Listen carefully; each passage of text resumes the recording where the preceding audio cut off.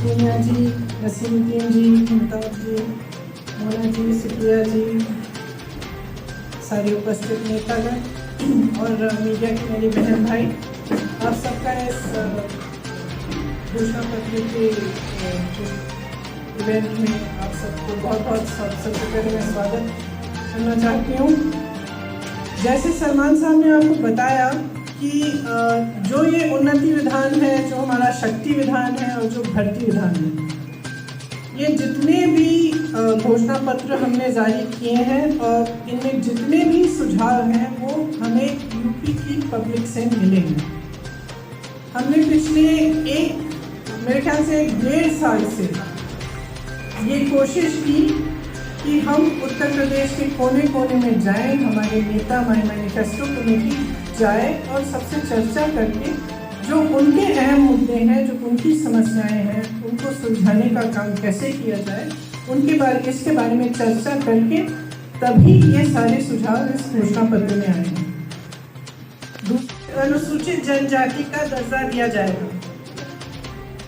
दिव्यांग बहनों और भाइयों के लिए 3000 रुपये प्रति माह का पेंशन। मैं झांसी गई थी, उस समय मुझसे कुछ लोग मिले थे और उन्होंने मुझे कहा था कि उनका पेंशन बहुत ही कम है, कम से कम 3000 रुपये प्रति माह तक बढ़ाना चाहिए। तो उनकी बात सुनते हुए मैंने सबसे बात की, चर्चा की और ये हमने तय किया कि ये बिल्कुल पॉसिबल है और हम इसको करेंगे।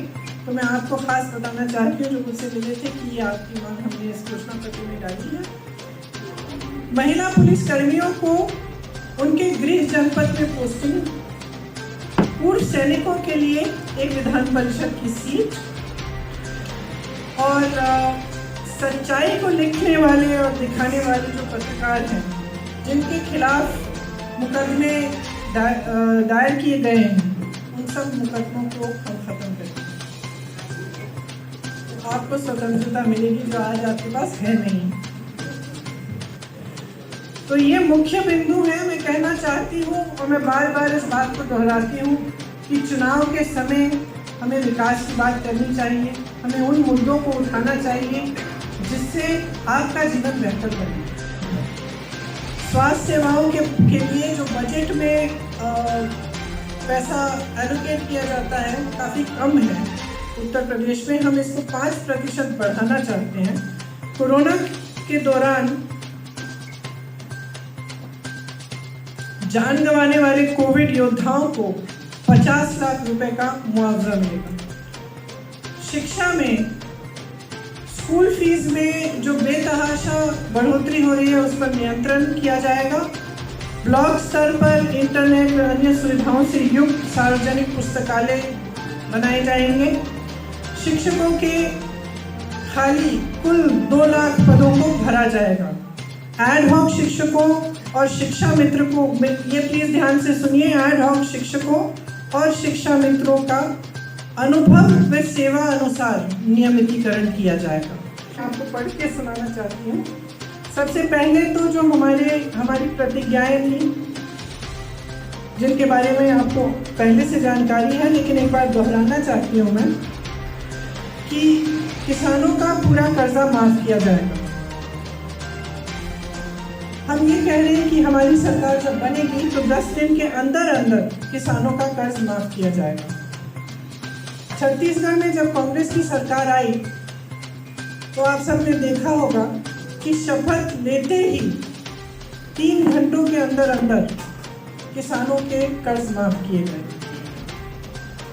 उसी तरह से हम यहाँ भी उत्तर प्रदेश में करना चाहते हैं। 2500 में गेहूं, धान और 400 में गन्ना खरीदा जाएगा। बिजली बिल सबका हाफ किया जाएगा। कोरोना काल में जिस का बकाया है वो साफ किया जाएगा, खत्म किया जाएगा। जिसको कोरोना से सबसे ज़्यादा आर्थिक मार पड़ी उन परिवारों को 25,000 रुपये दिए जाएंगे ताकि वो एक बार फिर अपने पैरों पे खड़े हो सकें। हमने पहले भी ये बहुत बार घोषणा की है, फिर से दोहरा रहे हैं कि 20 लाख सरकारी रोजगार दिलवाएंगे। इसका पूरा खाका तैयार करके हमने भर्ती विधान में आपको कुछ दिनों पहले बताया था, उसमें से 12 लाख सरकारी पद खाली पड़े हैं जिन्हें भाजपा की सरकार ने 5 सालों से नहीं भरा। तो अगर नौजवान अपना छोटा व्यापार शुरू करना चाहता है, अपना मैन्युफैक्चरिंग करना चाहता है, एक यूनिट खड़ा करना चाहता है, उसके लिए हमने भर्ती विधान में ऑलरेडी बोला था कि हम किस तरह की सुविधाएं देंगे। जैसे उनको लोन मिलेगा 1% ब्याज पे, और किस तरह से हम उन क्लस्टर्स को डेवलप करेंगे ताकि उन क्लस्टर्स में जितनी भी सुविधाएं हैं इंडस्ट्री के लिए वो मिले और पूरी तरह से इन छोटे व्यापारियों की मदद हो। श्रमिकों और कर्मचारियों के लिए हमने ये प्रपोजल दिया है कि आउटसोर्सिंग बंद की जाएगी। संविदा कर्मियों का नियमितीकरण कई चरणों में किया जाएगा। सफाई कर्मियों को नियमित किया जाएगा, बाद जीएसटी में, और उसके बाद जो कोरोना का लॉकडाउन है, सबसे बड़ा प्रभाव इन्हीं व्यापारियों को, तो चाहे छोटे दुकानदार हों, छोटा मैन्युफैक्चरिंग यूनिट, बहुत ही ज़्यादा असुविधा हुई। लेकिन सरकार की तरफ से बहुत दुख की बात है कि इनके लिए कोई सपोर्ट नहीं मिली।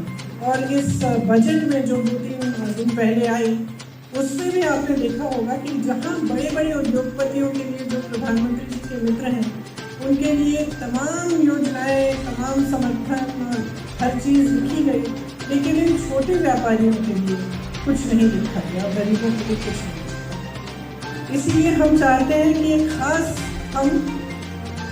मदद हम छोटे व्यापारियों की